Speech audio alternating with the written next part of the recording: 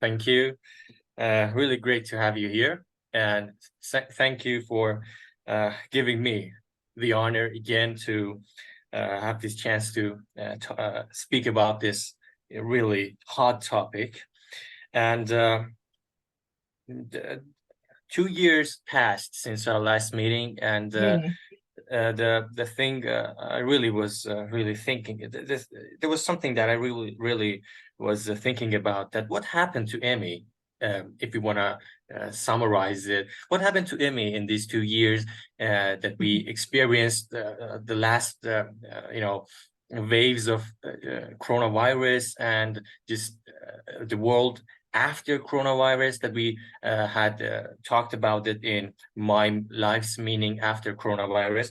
And I wanted to know what was the peaks and troughs, if I pronounce it correctly. What happened to Emmy? What was the ups and downs in Emmy's life, and how Emmy sees life, and how she perceived her existence and her life in this moment.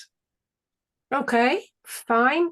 I don't know exactly when we met or what has exactly happened after that, but certainly in the last 2 years, I have come to look at my life in a different way, partially because of the coronavirus, but also very much because of the war in Ukraine and because of other things that are happening in the world that make me more and more aware that the time has come for me to try and connect with my ideas to a larger, wider audience, to the wider public, and that the time for me to work just as a psychotherapist and a teacher and a trainer is over, because that's always been just with those who are already studying psychotherapy and counseling and coaching, and who are already on the path towards greater understanding.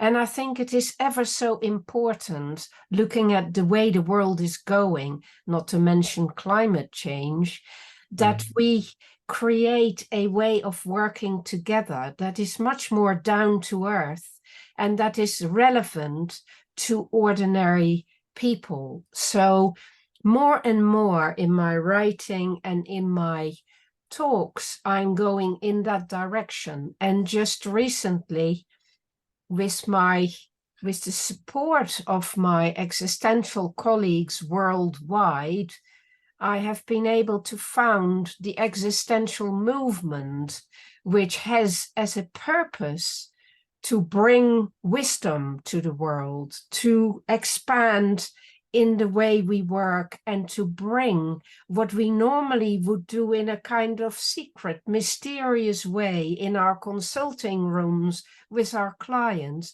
to bring all of that out into the open and work hopefully with people of many different walks of lives and all over the world. So that means having a global perspective on things rather than only a local perspective, and being able to think about how those basic ideas apply in different ways in different locations around the world. So that has become very much my objective. We also had the Third World Congress of Existential Therapy in Athens. So again, it was all of our colleagues coming together, and it's amazing to discover, how hard people everywhere are working to make this kind of thing a reality. So our colleague Seifu Wang in China, for instance, is working really hard to set up these existential ideas in China against the odds. It's really hard work, but it's fantastic what he's doing. And, in Israel, we have people doing it. In Turkey, we have people doing it. In Greece, in Scandinavia, Australia is working very hard. Kirk Schneider has now accepted to be the leader for North America, which will include Canada as well. And we have Latin America also working together to be part of that movement. So it's it gives me a great feeling of possibility and potential and of a whole new task ahead. And this has come alongside my decision at the age of very nearly 72 to take semi-retirement from my job as principal of the new school in London, which is now being directed by Dr. Claire Arnold Baker and Danny van Deurzen Smith. And that gives me a little bit more flexibility in my schedule to focus on these new projects. And hopefully I will be bringing out a new book sometime next year with Penguin Publications called The Art of Living, a Guide to Existential Freedom. So Another edition. ideas will be in there. I remember that there was you had a book with the same name. I was already working on it then, yes, but I have now, much closer to the end of writing that and to the publication. So you just revised it, or just? I've been revising it and getting feedback from the editor, and I'm waiting to hear from the editor again. It's a long process. It's important to get this one right because it's my first trade book, so my first book for the wider public. My other 18 books have all been academic books, have all been professional books, so that's a very different form of publishing. You know, when you mentioned that new coming book, I felt like I'm like a child who's given a lollipop, and I'm really cheerful, and I can't wait to have that book, not physically, actually, because we're living in Iran. But when you were talking about that World Conference of Existentialism that had been gathered a few months ago. And I was thinking about the missing place of Iran in that conference, and I thought to myself, what would happen if Iran had the chance, and Iranian psychotherapists has the chance to participate in these international conferences, and although I'm by the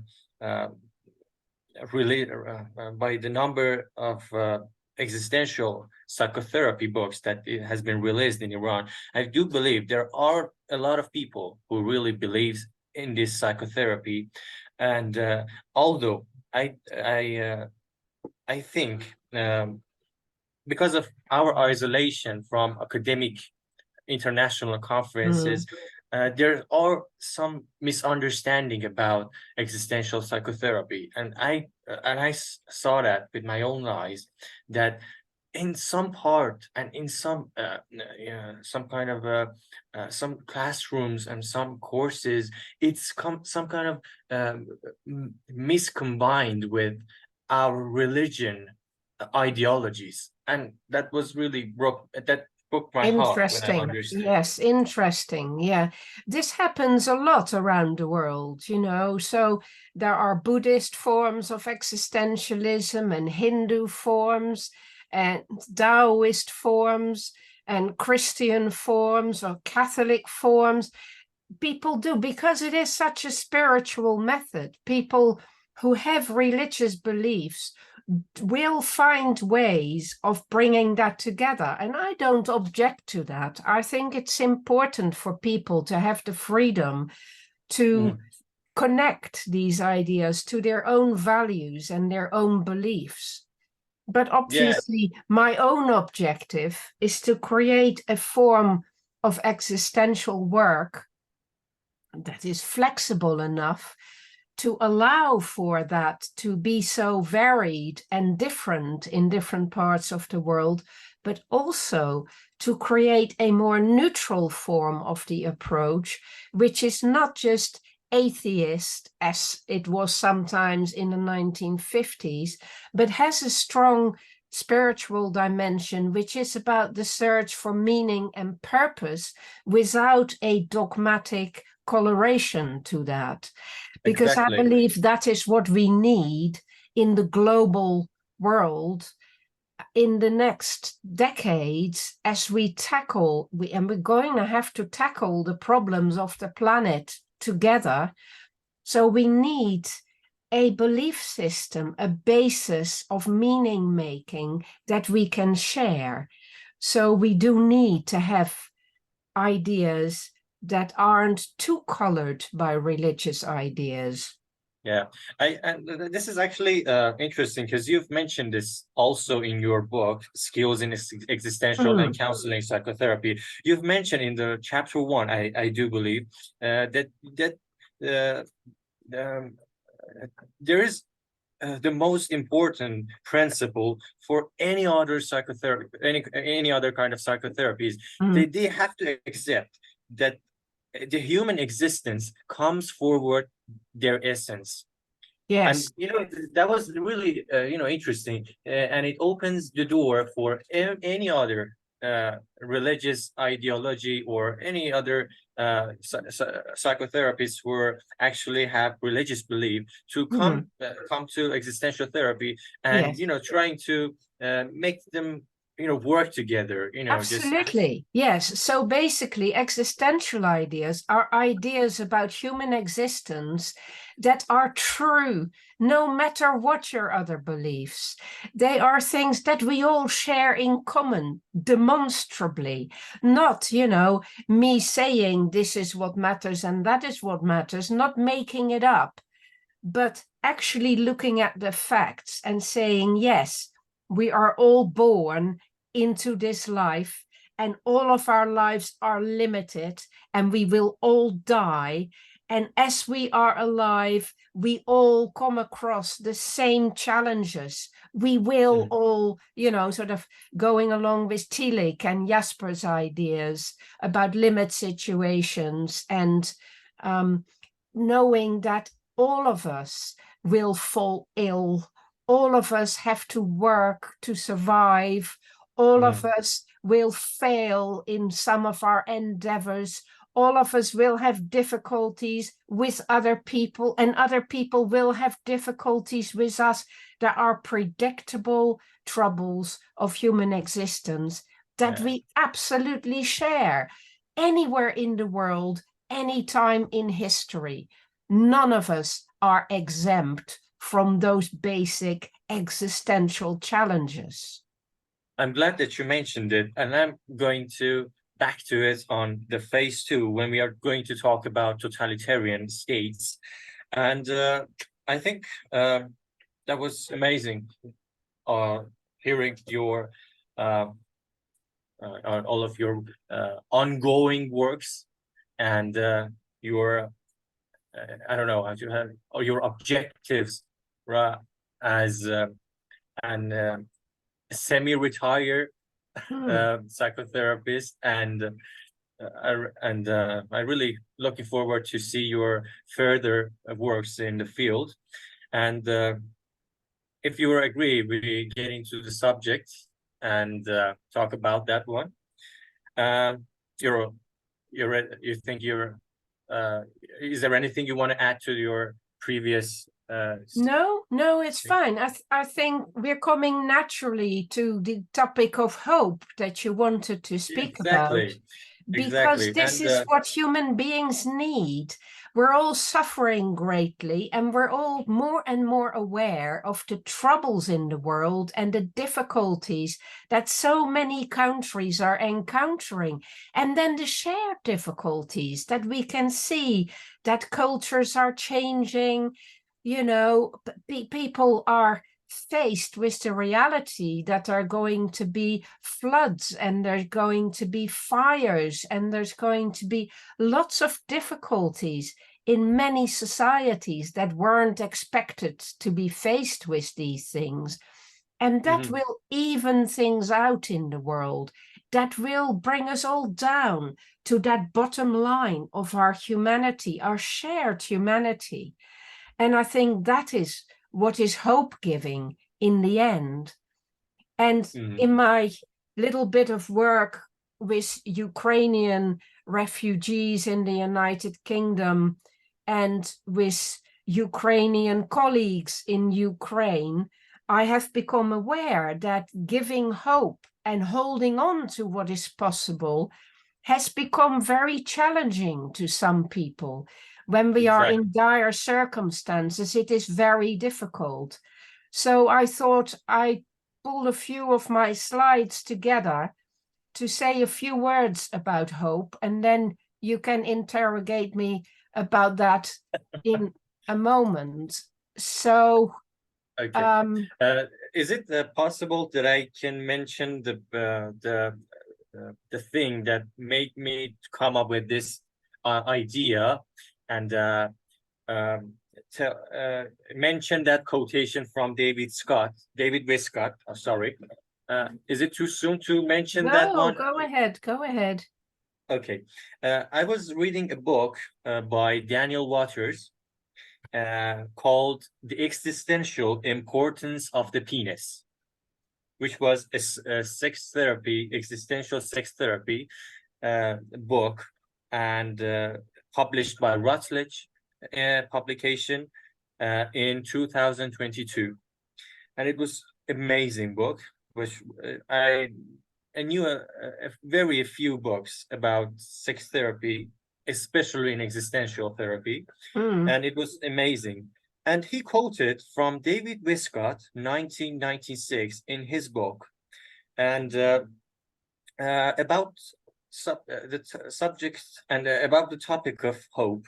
David Westcott, in his book called Emotional Resilience, Simple Truth for Dealing with Unfinished Business of Your Past, he says, hope interferes with the natural healing process by leading you to expect to be saved and thus to postpone saving yourself. When you have hope, you're really in denial. You're insisting on things aren't as bad as they seem. Things will get better. The other person will change or will love you again someday. You should accept the truth as soon as possible and make adjustments. Absolutely. Typically, you count on hope when you're most afraid. You are going to have to face the loss or danger by yourself anyway. So why lose time on hoping for things to get better? Why they only get worse? Hope is a reflection of powerlessness, a child's cry for its mother to deliver him in the face of the fearful unknown. Right. Hope has destroyed more lives than any other emotion by thwarting the normal instinct to save yourself. Hope keeps you from growing. Give up hope. The way things are is the way things are. Unless you do something, nothing is going to change. Okay. Instead of hoping, believe in yourself, and that made me really question. Right. So that is a particular way of looking at hope. So let me say a few words about hope that come from a rather different perspective. So hope is often seen as the light at the end of the tunnel, right?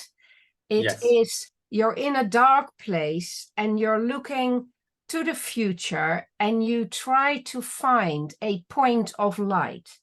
Now, as you say, that can, of course, be a very negative thing if that makes you passive and it makes you give up being realistic or looking at how bad things are or doing the work or getting on with it. But I am not interested in that kind of childish hope, which is a hope that soothes itself and that deludes itself and that doesn't do what it needs to do in order to get the good outcome.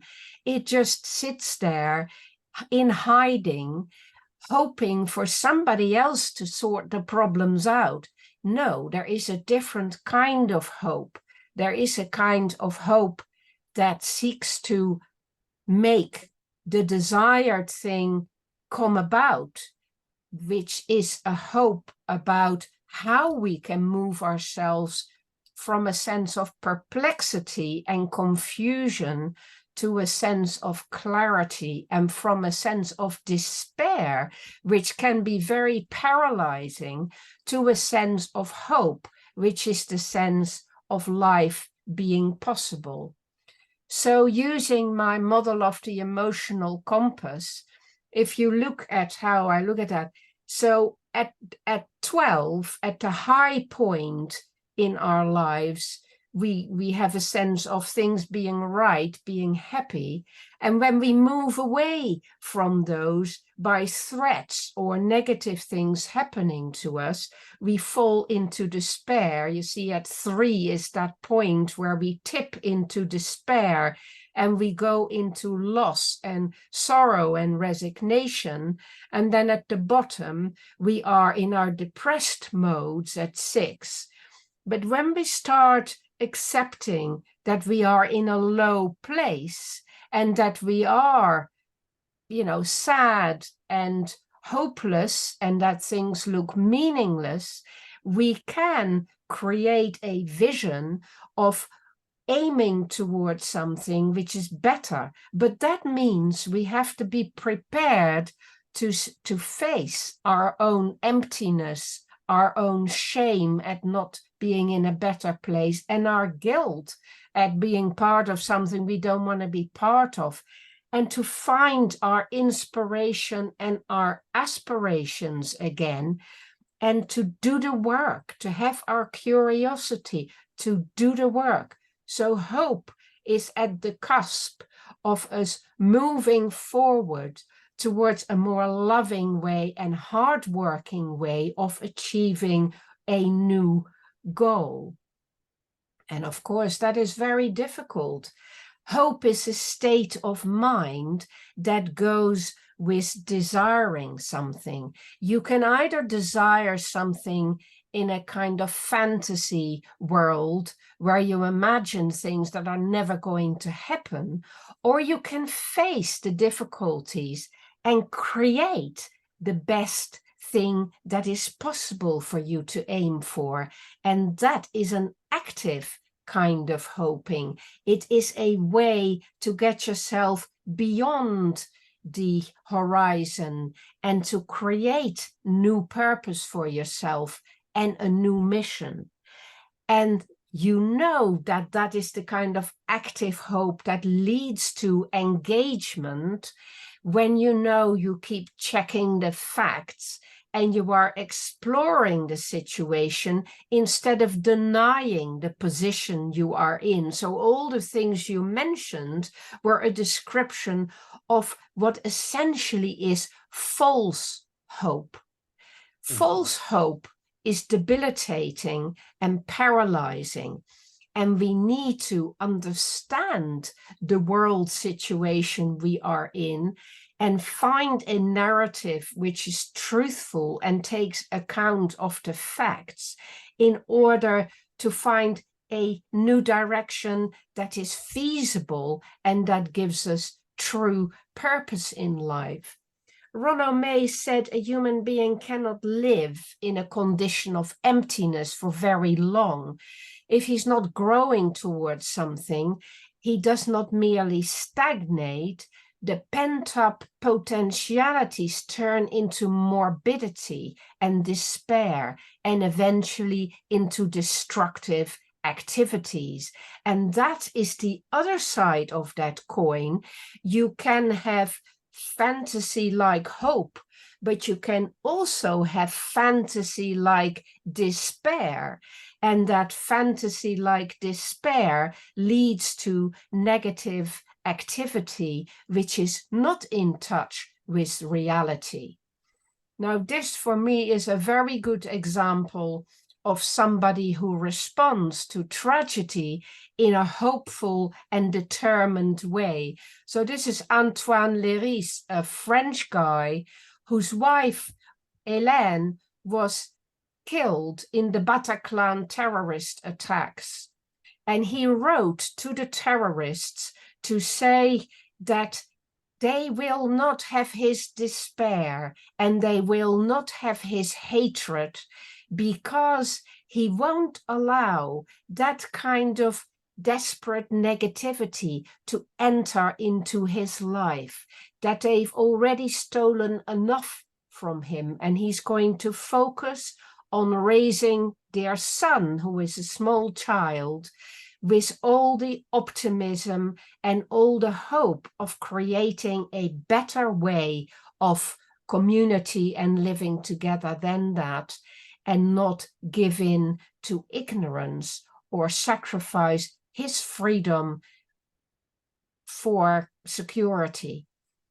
So that is an example of finding a purpose to work towards in a hopeful way, but not at all with pink spectacles on, with a complete understanding of how dark and how bad things can be, but nevertheless saying, I am now at that rock bottom place and I'm to go forward from that position. And it is taking into account this idea that actually by putting ourselves to the grindstone when things are difficult, that's when we start to grow. Because as we face the real challenges, instead of sitting around just hoping vaguely for something, when we face the challenges and we take positive steps towards bringing a new reality into place, that is when we are dealing with situations, making right decisions, taking right actions, learning from the past, and preparing always for difficulties and catastrophes rather than hoping it will all be all right. And we become inspired and we do the work of improving things. And we do that by restoring meaning in our life, by working on the physical dimension for safety and a sense of our body's harmony, socially working with one another on appreciation and collaboration, and working personally to increase our personal strength and integrity, and spiritually to find truth and to get this sense of purpose. So as we are prepared to go uphill towards a better future, we make new connections and we actually walk the path. And that is a hopeful experience, to feel that sense of gradual progression despite the huge effort we're having to make. We have a sense of direction and we have a sense of purpose. That is my idea of combining hope with responsibility, to find a way to know what our limits are, but also to know what the possibilities are, to keep things in perspective and seek truth rather than fantasy, and to find this way of living to the full, where we feel we are deeply inhaling and exhaling, having good experiences and letting go with the bad experiences. We basically live with courage. So hope and courage and direction and purpose and responsibility come together to work in this dialectical way towards a future, and to feel that sense of not just being alive, but being dynamically alive, in action, in engagement, and in movement. This is always about holding our own responsibility and our inner authority, and figuring out what we personally can give to the world, because we will never feel this sense of hope until we know that we are contributing something. So to sum up, what is hope? It is a commitment to the future. It is an openness which makes room for a new way of being. But it is only possible to enact that by being willing to take the negatives with the positives and not expect paradise, to not see the world as a commodity or other people as people to be exploited or to be dominated, but to be aware that we are here to grow and then to give what we can from what we have learned. So this is a phrase taken from Robin Wall Kimmerer's book Braiding Sweetgrass, which I think is a very good vision of the world, taken from the American Indian views, but bringing it back up to date. So it is about learning to work hard and to create things we can give to each other. And this is how new possibilities emerge and how we realize that who we are ourselves is a work in progress. We're constantly working on it. We're constantly seeing where we go wrong and correcting ourselves and, taking some of the hard edges off. We create a matrix for our vital forces to come through. And society is the same, or a couple, or an organization. They're all matrices or matrices through which life flows, and they unfold slowly. But we can see from a philosophical and psychological perspective how these matrices can be improved. And, at the moment, all around the world, we got some really bad matrices. And there is a really crying need for improvement. And this is what we need to dare to stand up, to speak about, and to do together, to improve ourselves, to improve our close relationships, to improve our work relationships, to have a better society and better cultures that are more collaborative, more fair-minded, and where people have room to discover their inner authority, to feel the anxiety, to feel the despair, and to stand up with their existential courage and to find their hope in a new way. So this is the vision of the existential movement. And that is just what I wanted to share with you if we were going to talk about hope. Thank you. Thank you. I was really, I don't know how to say it. I feel alive again. I think Good. it was the right recorrecting my I don't know how to say it, my expectations or my definitions of hope, and it was really interesting, and I really used it, if I say it. And I wanted to ask if it's possible to after the meeting if it's possible, send me this I don't know, file or PowerPoint to just Sure, yeah. just use it for better understanding and taking notes from it, and by mentioning, of course, your name, and before I started to ask my question, did the recording take all of that? It should have done. Images. Yes, all of that should be on the recording, Ardalan. Okay, so that's good to hear, because I was so nervous about it that maybe it didn't catch all of it, because it was perfect. It was perfect, and it really prepared us for the start to go through all of the questions about the nature of hope. And you mentioned it that as something as a concept that is toward future, for Hmm. getting better, getting better, and getting better, and just by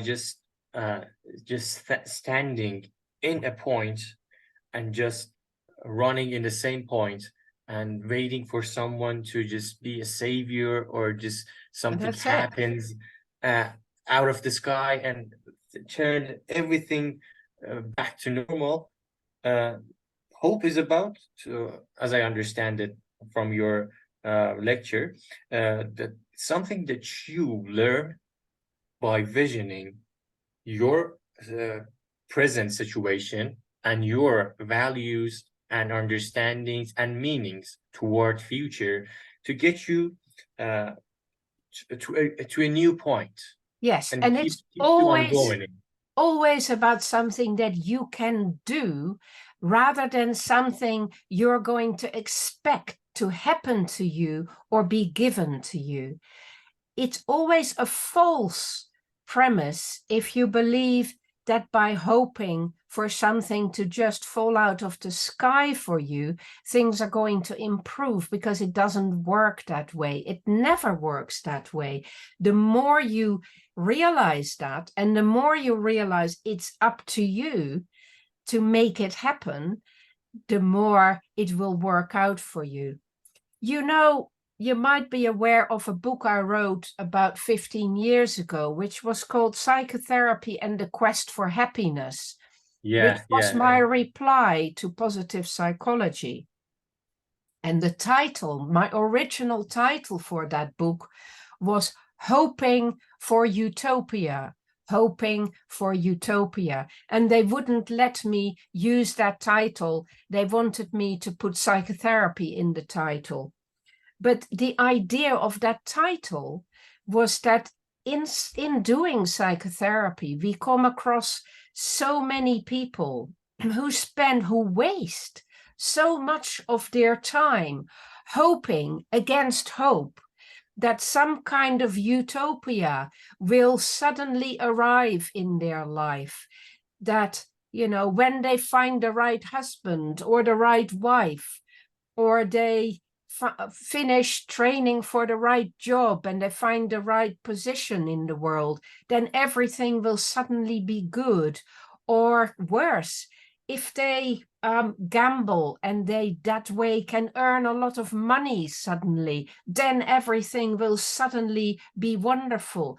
Now, that's the kind of negative hope that is always going to get you into trouble.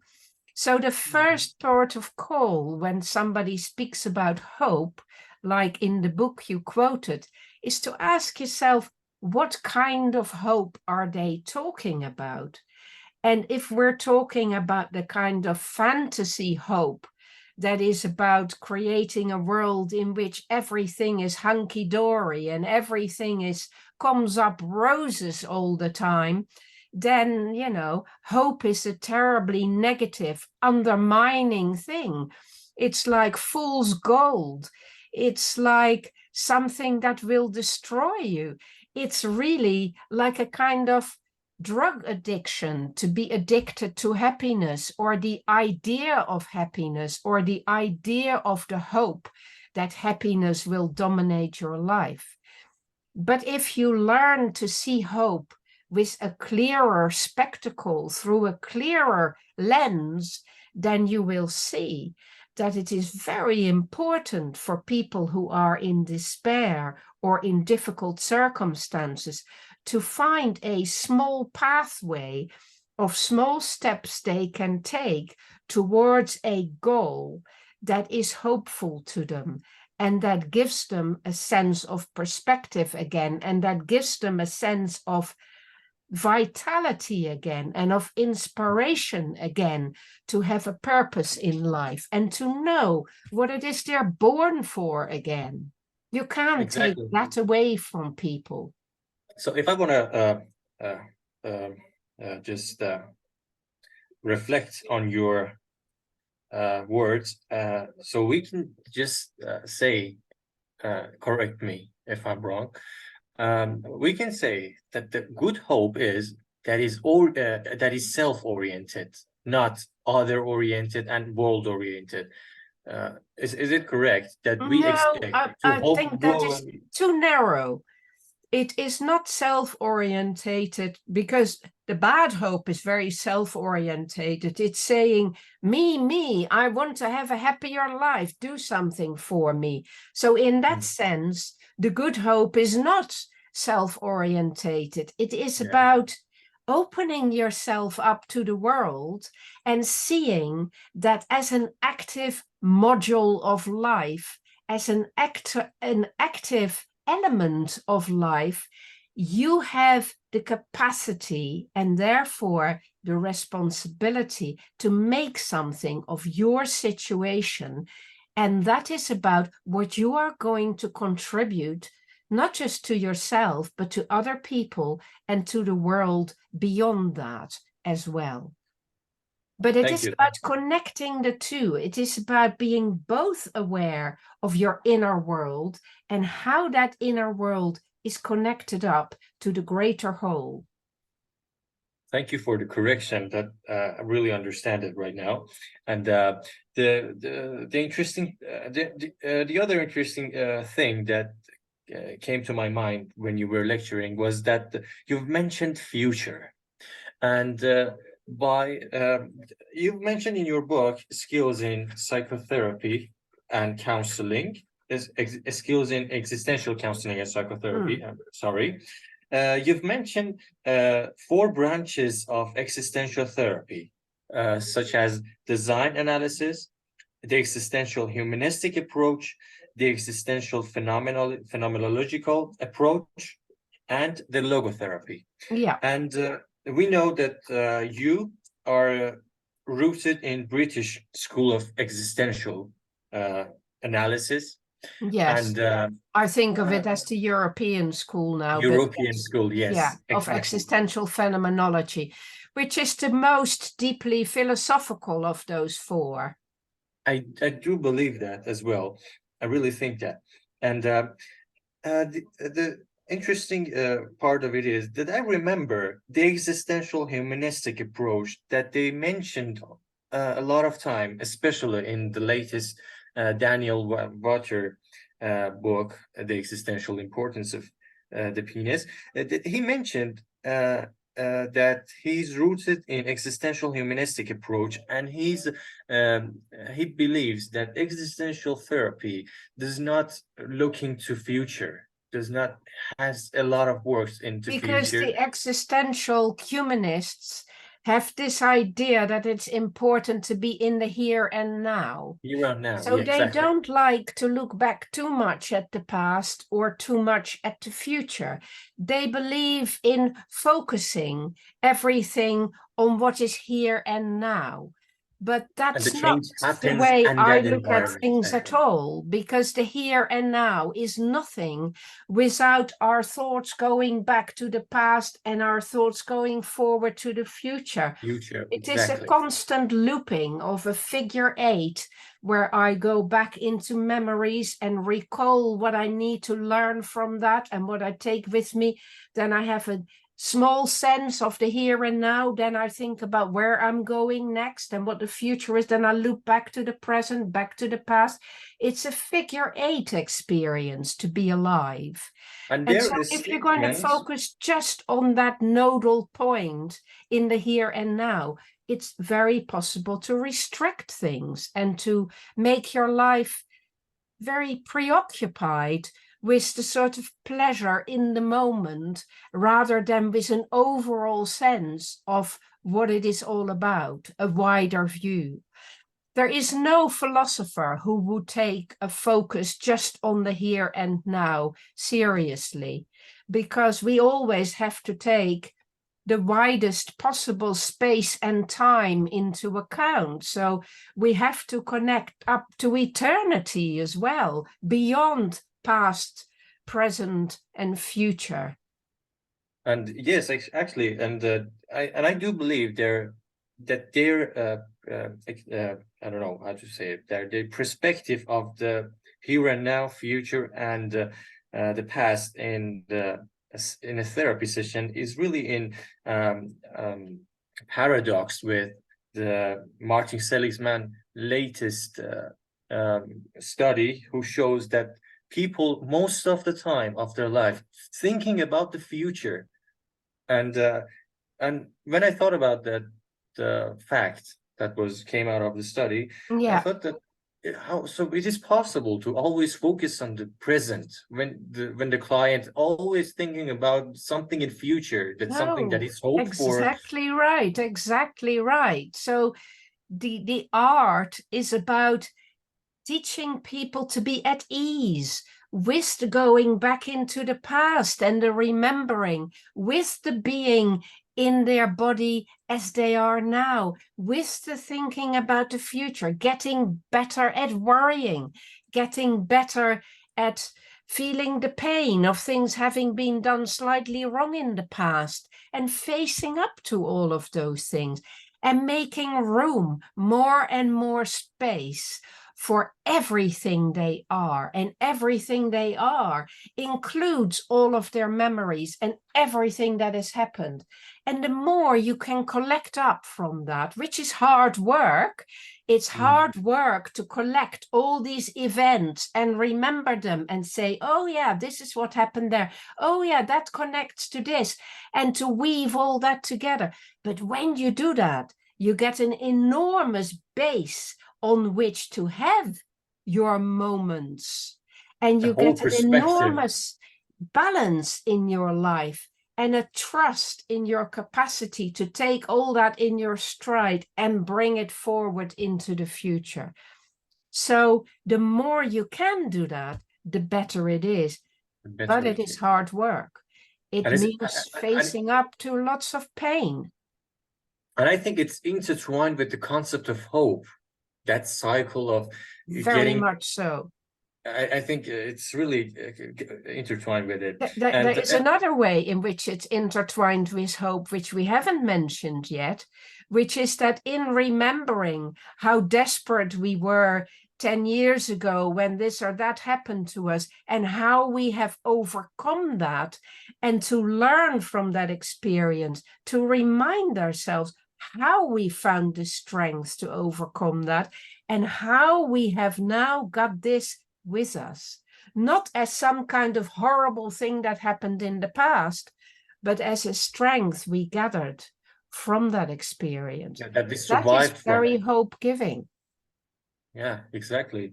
And I want to mention that in that branch of existential therapy, they mentioned that they focus on future, but just only because the death is there. And their only orientation to future is that because the death lies there. Yeah, And they're only and I wanted to talk about the the you're thinking relativeness of. about Heidegger particularly Exactly. in Being And I and was talking Time. about and I was thinking about the relativeness of hope with death, that which is gonna get to it in our questions. And I think that was a really you know um, important part of European school in existential therapy, to mention that they focus on past, future, and present at the same time. It's going to be very hard for the for a therapist to manage it, but It's I a think big it's gonna. job. We need to Yeah. really learn that. That is not something that comes naturally. It is very easy to get overwhelmed by the client's fear of the past or their fear of the future. And then it's very soothing to just go with the present and teach people relaxation, which is also important, but it's only a starting point. To teach them to breathe and to be with themselves and to feel and to sense. All of that is terribly important, but it's not enough. It's not enough. But we can use that also as a concept, Indeed. as something like a boost, You know, when after a couple of sessions, when we mentioned the first session of where the client wasn't able to tolerate that all of the traumas, all of the negative things in the past, but he or she or they mention or they tolerate it, and they could manage it and just stay with it in Exactly. the therapy session. It's like just getting into the concept Yeah. of hope again, you know. That's a crucial thing we have to learn to do, to tolerate the bad stuff that has happened or the bad stuff that is around us now, and to know that we have the strength and we have the courage and we have the capacity and the ability and the skills to really make something out of that that's going to be better than what we've ever had in the past before. So that is about creating trust in oneself, and it is about creating faith in the future, a future that we own rather than a future that comes at us in a dangerous sort of way. It is a future that we welcome, a future that we go towards, a future that we are part in co-creating with time and with the other people around us. Exactly. Thank you for that. And let's get to the questions. And I know you've mentioned some of it in your lecture, but I'm gonna just mention them just for the audience. And if you had something to add to your previous talkings, I would be really love to hear it.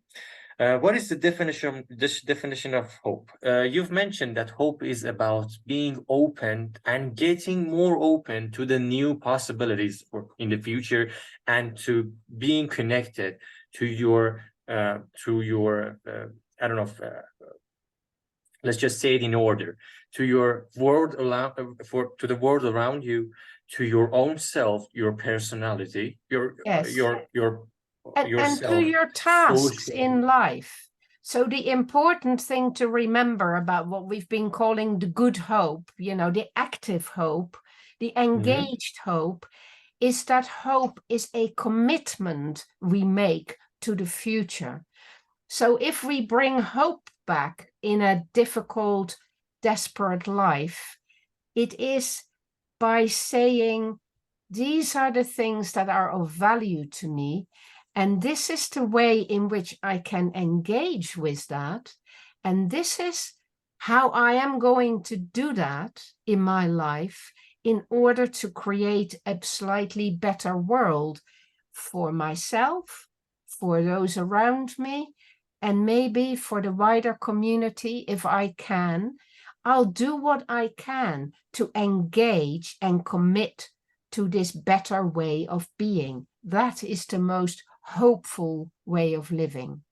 And you put it in you put it as a gift, as my Yes, gift it's a to the gift. world. Yeah, I discover what it is that I carry in me that has been given to me, and that has been given to me so that I can do something with it and I can make a difference and I can ultimately give it, pass it on, because, nothing lasts and we are only here for a while, not in order to fill ourselves as much as possible, but in order to pass on as much as possible.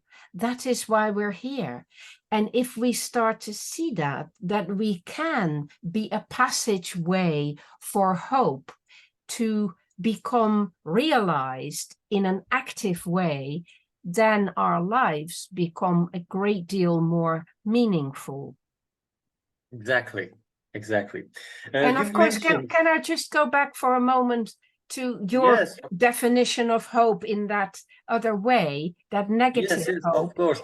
So if It's we go back to the definition of hope being about being open, then of course it is possible to be open in a passive way and to say, I am hoping that my cup will be filled, that somebody will come along and give, But what I'm saying is, I gather in what I've got in order to pick the fruits and in order to give those fruits towards the future. So it is Exactly. an openness, but it is an openness that I fulfill myself.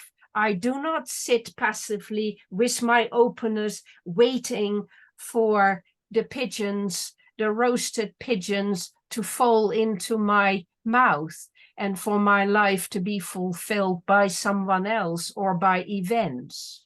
And of course, Exactly. too many people in our society have that attitude to life. You know, I want to see the right movie on Netflix. I want to get more money so that I can buy more stuff and fill myself up. I want to get, give me, give me, give me. But That not kind pass of, on things. yeah. Thank you. You've mentioned the second question through your lecture a lot of times. It's about does hope have any particular types? You've mentioned through your speech that we have a good hope, fantasy hope, a false hope, and if I write it correctly, a passive hope.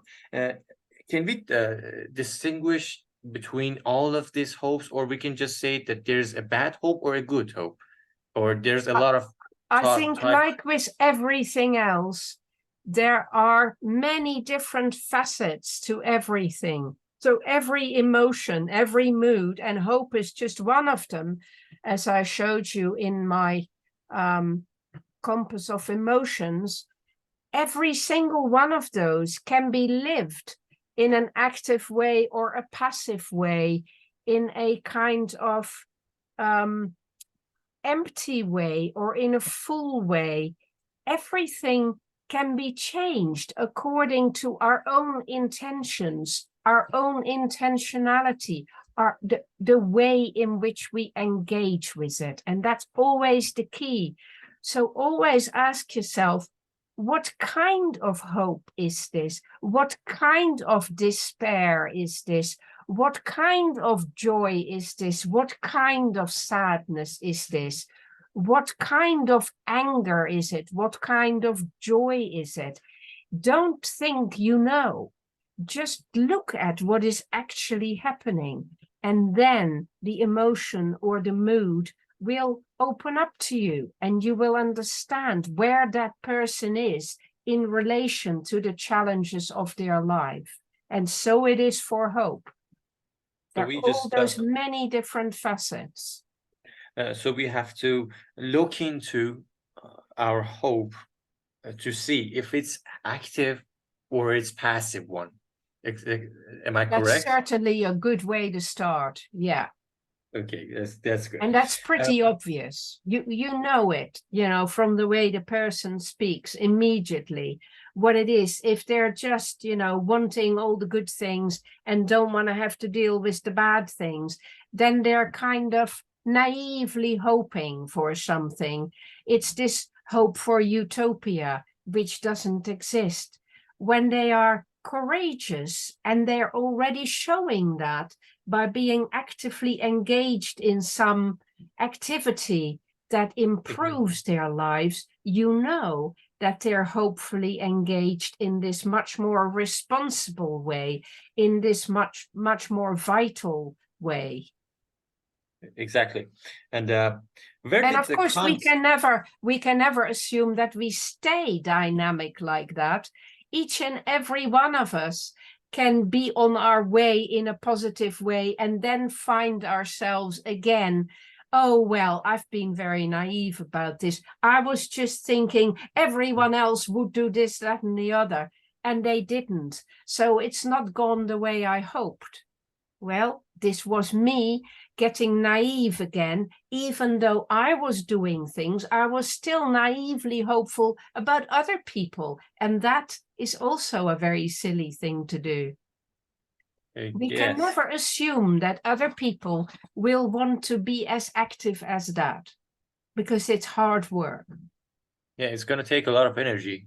It's for the going to take brain. all of your energy to live in that way.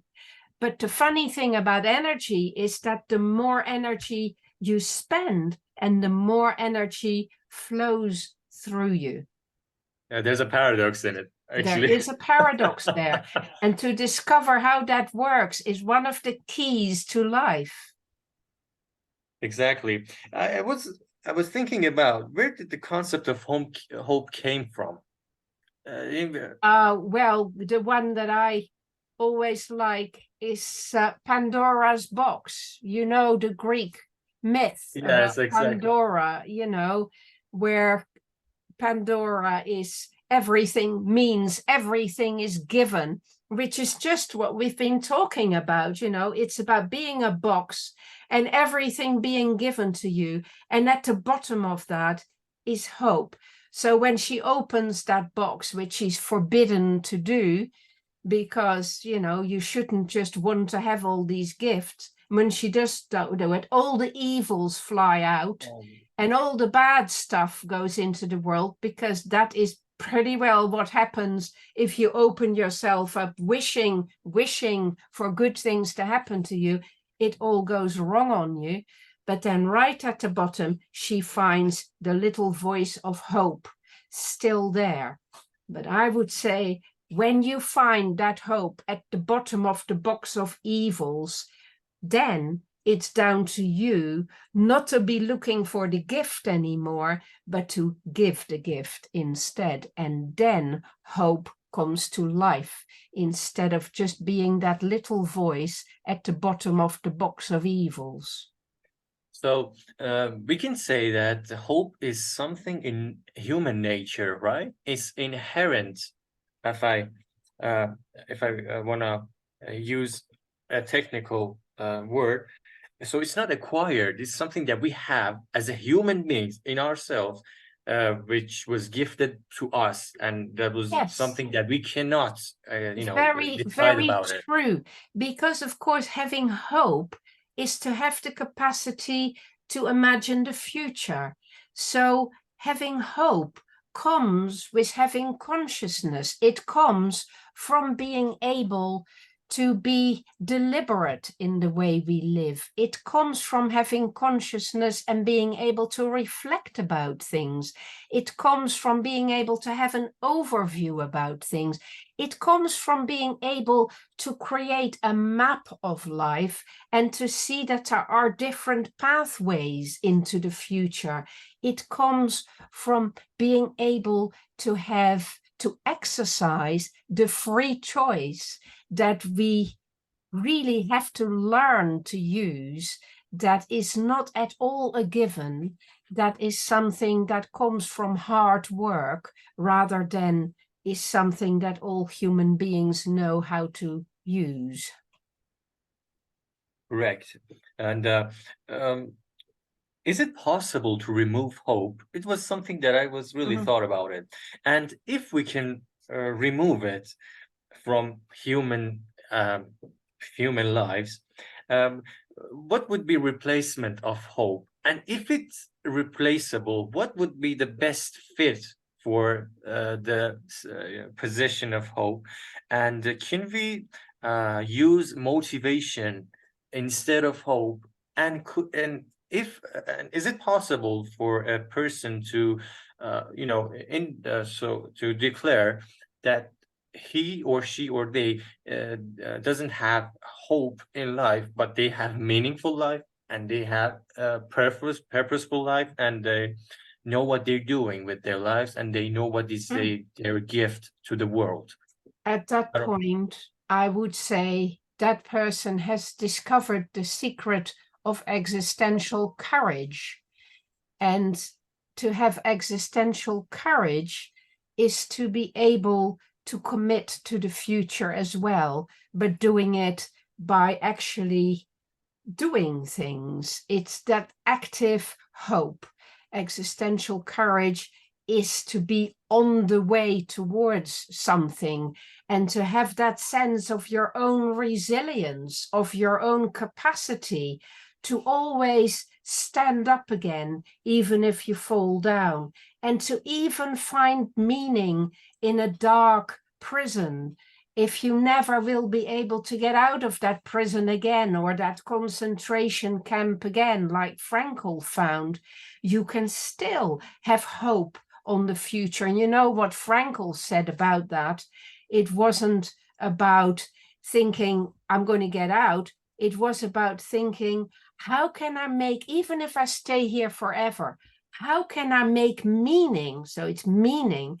How can I make meaning in this existence exactly as it is now, without expecting to be rescued or saved or for things to be improved? What if they never were to be improved?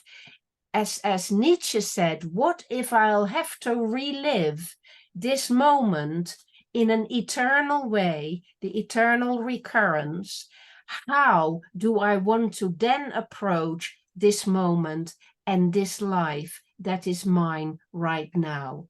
And that would always be by taking a radical consciousness of the privilege of me being alive in this life, whatever it is, and to use all the consciousness at my disposal to understand things differently. It is to use this great capacity of the prefrontal lobes to take all the memories and to create narratives out of it, to take this body and to live with it to the full, even if the food I'm given in the prison is crap. I still make myself strong by moving my muscles and becoming more resilient physically, and by trying to be kind to the people around me, even if they are not kind to me, and to listen to them and pay attention to their plight. There are so many ways in which we can do that. And there are some amazing movies about things like that, like the movie Papillon, about the French guy who was in prison and discovered how to do that and how to create a community of people that were supportive to each other. And the Exactly. Shawshank Redemption is like that Exactly. too. It was pretty Yeah, amazing. These are that came to amazing my mind as well. stories. Yeah. So there's something I didn't get from your um, statement, that so what is the definition of motivation? What is the difference between motivation and hope? Can we use them instead of each other? They're Is it quite possible? different. They're quite different. So hope, as I keep saying, is a kind of an openness of your mind and your heart to having a vision of something, whereas motivation is much more a driver that comes from something that is like an arrow. You know, motivation for me, I see an arrow going from something that I've articulated from my past and that now seeks to go forward, and that has that driving force of one line between this situation and that situation, and I am motivated to just drive it forward. So with motivation, and especially with inspiration about what I'm motivated about, comes a great deal of hopefulness, comes a great deal of hope. But the motivation is that sort of dynamic movement forward. Which hope is some sort of fuel to it, right? Some sort of fuel to this arrow for. Yeah, I think it is more like a landscape. The hope is more like an openness of the landscape, and the motivation is more about the purpose and the direction I take in that landscape. But if it is colored in hope, then there is a kind of trust. A lot of There is a a lot kind of of choices trust. to just aim at. Yeah, Sorry. that my forward path will work out, and that my steady progress will bring this sense of improvement and vitality and joy in the sense that I can make things better and that things work out for me. that wonderful feeling that things are going well and that by my efforts, I am making things better. And that by making things better, the future looks more attractive. I become more inspired. I get more energy and I can adjust my aim even further and carve out an even better space in that future and greater strength in myself to be able to deal with the adversity and the difficulties and the darkness that will still come on my path, no matter how much hope I have, no matter how hard I work, no matter how well I do. It will never just all get easy. Life is not a picnic. Life is not a rose garden. It will be difficult. Well, for an Iranian citizen, I can assure you that I learned that lesson in the most very hard way. That, you know, from our childhood to this day, as I'm 23 years old, I understand that life is not going to be a picnic.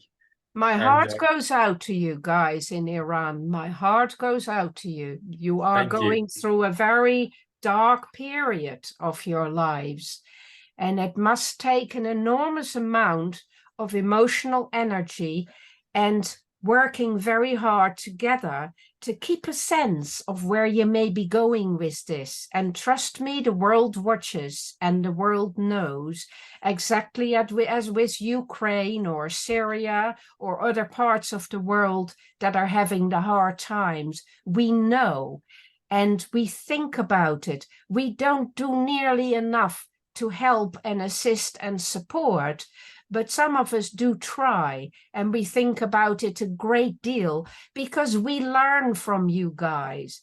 When I see what Iranian women are sometimes doing, taking great risks, I feel very humbled by that. I feel they are great heroines and they're doing things I would be very hesitant to do. And it moves me deeply to see that. And I think you need to know that these things are deeply significant of the human spirit. This is not just your Iranian struggle. That you are struggling, the struggle of humanity, the struggle of how we can be diminished by other people and by movements and by ideologies, how we can be diminished in our own value so easily. And we can also accept that diminishment and live in fear or bow our heads or be, you know, in a dark space all the time. Or we can rise to that and we can discover something in ourselves, as Frankl did in the concentration camp, and bring out of that experience something that is hope-giving to all of humanity, not just to your fellow countrymen and women, but to everyone, because it shows us that that sort of negativity never lasts. And the human spirit is greater than that, and it will soar above it, and nobody can suppress that in the end. Because the human spirit that lives in that way, with a commitment to that kind of hope and improvement, is the human spirit in action, because it is life that is being seen, and it is light that comes through in the darkness. And it is, in the end, immensely uplifting that that is the reality. But it is in real life, as you live it, an incredible hardship and a deep challenge that you're all dealing with. And if it helps a little bit to speak with you occasionally, I am delighted to be able to do so and reach my hand out to you over the air and countries between us. Thank you for your heartwarming words, and you just started the phase 2 of the conversation. I was just struggling to just let my tears just not falling, and not yet actually. And it's really it's really great that you mentioned our situation in Iran, and this in this phase I wanted to be a little more practical with the concept of hope in the Iranian society. And actually it's an annual anniversary, or let's just say it's today I think that it's 2 days before. It was anniversary of women right protest in Iran, and which we sacrificed. Keep going. I just need to let the dog out of the room, and I'll stop my video, but keep speaking to me. Okay, and which we lost at almost 600 of our people, and our Iranian people, which was trying to get to their vision of a better country, and which is filled with hope and freedom and respect to everyone around them. And Yeah. I'm not talking about, I'm not trying to be a political conversation. No, I know what you're saying. It's about basic human values. It's about the basic human values. And I remember last year we were in university, and the environment was so empty of hope.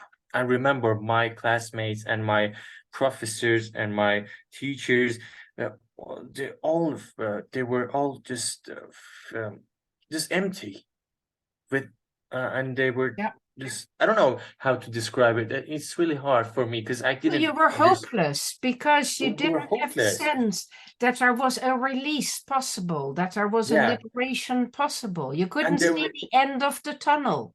And there was a lot of existential crisis every day. When we opened the news, there was a lot of existential crisis, and still there is. And we were facing our doom every day. We didn't know what's going to happen. Facing your doom. That is a very, very sharp way of putting it. Facing your doom. Yeah. Yeah, it was because we didn't know who to trust in the campus, in the classroom, because it was possible that someone who's standing of course beside us, it's spy of government. And even now that I'm talking about this stuff, maybe it's a possibility that I'm going to be captured. I don't know. I understand, and please be careful. I know. And I remember we had a group therapy session with one of our professors, and I remember he cried.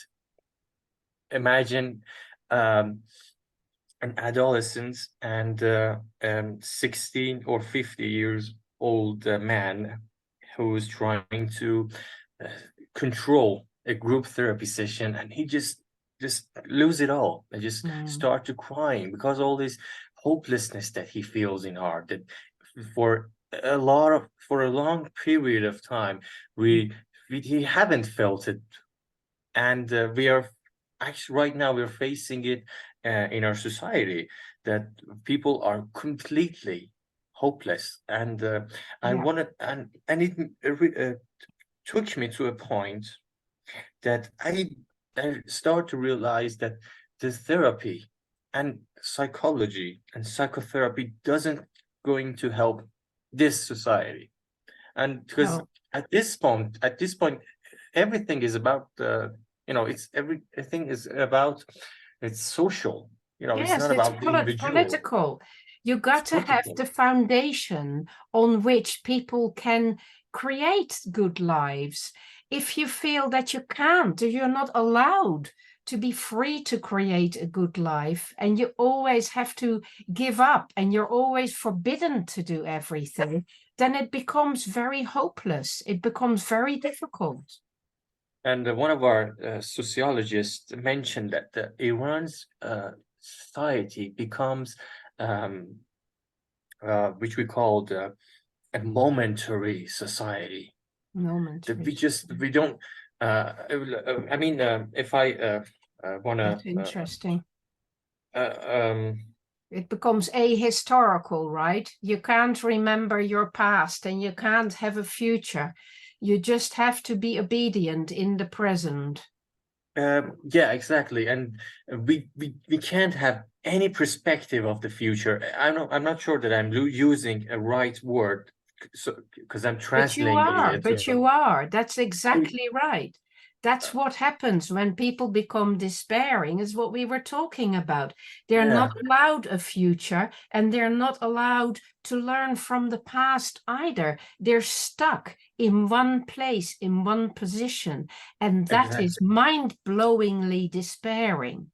So it's right to use momentary for this situation. Yes, I think it So is. that's good. That's really encouraging for me. So You are being deprived of a sense of the dynamic exactly, of history and of feeling you can take charge of your own history and your forward exactly. movement.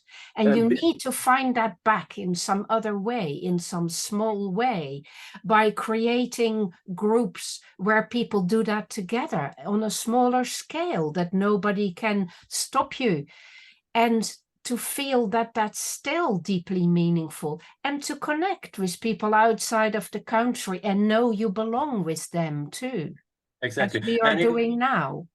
And in Momentary Society, Dr. Parviz Piran mentioned that we in our life, a human in life, expect some things that happens in the future. The marriage, buying house, buying a car, having children, Yeah, it that structures our future. Yeah, structures, yeah, it structures future. And he says that in momentary society, a structured future is gone, and yeah. all the people can focus is on unpredictable present. Survival, yes. Yeah, and survival, and it's quite overwhelming that it's completely. It's they're gonna be all the thoughts of future is going to be just Yeah, just the same. But it doesn't have to be, of course, because you're very powerful. All the people together feel this. And what people build in a society ultimately comes from the individuals deciding together how they want to live. It doesn't come top down, it comes from the roots. And exactly. you have to create stronger roots and be more together with that. And then you will see that it's possible to create alternative societies that are indomitable, that cannot Yeah. be stopped. That's quite going to be a challenge because we are facing a Yes, cultural crisis, social crisis, of economical course you crisis, are. political Yes, crisis, and all of that combination, it's really gonna do the job very hard. yeah, I don't know how to say. And I wanted to ask you, as a student of counseling, family counseling, and as a psychotherapist, as a future psychotherapist, I should say, and um, or we should say, what is your advice or what is your message to the mental health professionals in Iran in this situation when they are also just striving to survive and yes. they are surrounded by hopeless people, including themselves, that they are just trying to, fill their stomachs and their loved ones.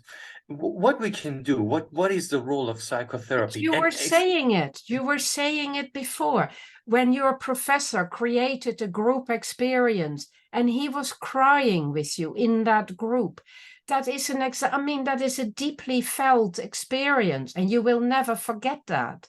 So there is never, something about leading other people who are more hopeless than you, and creating circles of people coming together where they're talking about these things and they're exploring their inner despair and the way in which they are creative still, because your human spirit is just as active as ever. And, you know, more so in a way, Ardalan, because you are asking me more poignant questions than people in countries where they're not suffering in that way. Same in Ukraine. When you are in that situation, you are learning things the hard way, and you are in touch with the basic human spirit. And do not forget that you are actually finding it in your heart, and you will find ways of expanding that and letting that shine, and that will give you hope. And of course, it will change quicker than you Thank you. think. Thank you The for world is mentioning going that. to change. The whole world is going to change. And your country and other countries will suddenly be merged into a larger global community. And it won't be able to sustain that kind of regime, because it will all be burst open by the crises that are going to happen on the whole planet. In your generation, you will see more change than I have seen in my life. And you will look back and you will remember it, and you will say, little did I know what was to come. Trust me. There's a whole different future there that you're blind to right now. But you guys should get ready for that future, because you are in that position where you can learn the lessons. And you can It's be good. ready for a challenging future for humanity. Thank you for mentioning that group therapy, because I didn't believe anymore that a therapy could any do good. You know, I started Oh, to it lose can. my. It can. I always lose my faith on it. You know, I was. Don't give up. Don't And give up. and Find it again. exactly. And Ardalan, we're going to have to stop here because I exactly, I got wanted other to thank you. commitments I need to honor. Exactly. And I It's wanted to lovely thank to you speak to for. you, and I'll send you the recording and I'll post it on YouTube as well. And I'll see Thank you you. soon again. Thank you for this time. And I'm sure that we're gonna have meetings in the For future sure. about another concepts of. And thanks for giving me this time. You're Have very a good day. welcome. Bye for now. Bye. Bye bye.